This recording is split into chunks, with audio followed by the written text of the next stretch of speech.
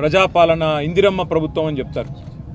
కానీ నిన్న గవర్నర్ గారు ఉభయ సభల్ని ఉద్దేశించి చేసిన ప్రసంగం మీద, అందులోని డొల్లతనం మీద, అందులో చెప్పిన పసలేని విషయాల మీద, అందులో చెప్పిన పచ్చి అబద్ధాల మీద ఈరోజు మా పార్టీ తరపున శాసనసభలో గౌరవనీయులు మాజీ మంత్రివర్యులు సూర్యాపేట శాసనసభ్యులు పెద్దలు జగదీశ్వర్ రెడ్డి గారు మాట్లాడడం మొదలుపెట్టి కేవలం 10 నిమిషాలు కూడా కాకముందే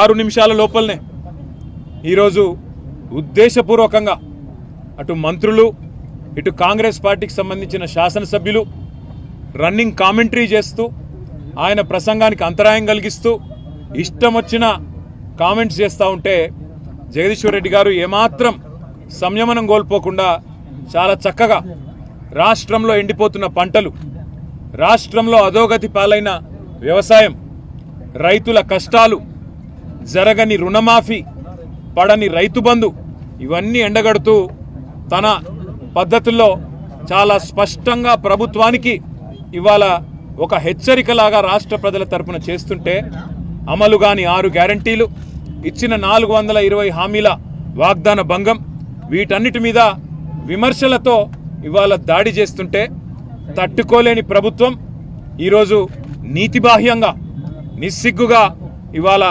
కేవలం అబద్ధాల మీద ఆధారపడే ఈరోజు మా గౌరవ సభ్యులు జగదీశ్వర్ రెడ్డి గారిని అనని మాటను అన్నట్టుగా చిత్రీకరించి ఇవాళ సస్పెండ్ చేసే ప్రయత్నం చేసింది. ఇవాళ 2 ముఖ్యమైన విషయాలు ఇక్కడ మేము చెప్పాల్సింది. జగదీశ్వర్ రెడ్డి గారు ఒక్కటంటే ఒక్క మాట కూడా, ఒక్క పదం కూడా అన్పార్లమెంటరీ మాట శాసనసభలో మాట్లాడలేదు. కేవలం అన్నది ఒకటే ఒక్క మాట. ఏమన్నారు ఆయన? స్పీకర్ గారు, మీరు మాకందరికీ తండ్రి లాంటి వారు, మీరు మా అందరి తరపున అక్కడ ఉన్నారు, మా అందరి హక్కులు మీరే కాపాడాలి అని ఆక్రోశం వ్యక్తం చేశారు. దాంతోపాటు ఎక్కడా కనీసం ఒక్క మాట కూడా స్పీకర్ గారిని అగౌరవంగా పొరపాటున కూడా పెద్దలు జగదీశ్వర్ రెడ్డి గారు అనలేదు. కానీ ఇవాళ అనని మాటను అన్నట్టుగా ఇవాళ జరగని తప్పునేదో తరిగినట్టుగా చిత్రీకరించి ఇవాళ మా గౌరవ సభ్యులు జగదీశ్వర్ రెడ్డి గారిని ఏదైతే ఈ సమావేశాలు ముగిసేంత వరకు సస్పెండ్ చేస్తున్నామని చెప్పి ఏకపక్షంగా నియంతృత్వ పోకడలతో ఈ రాష్ట్ర ప్రభుత్వం 5 గంటలు సభను వాయిదా వేసి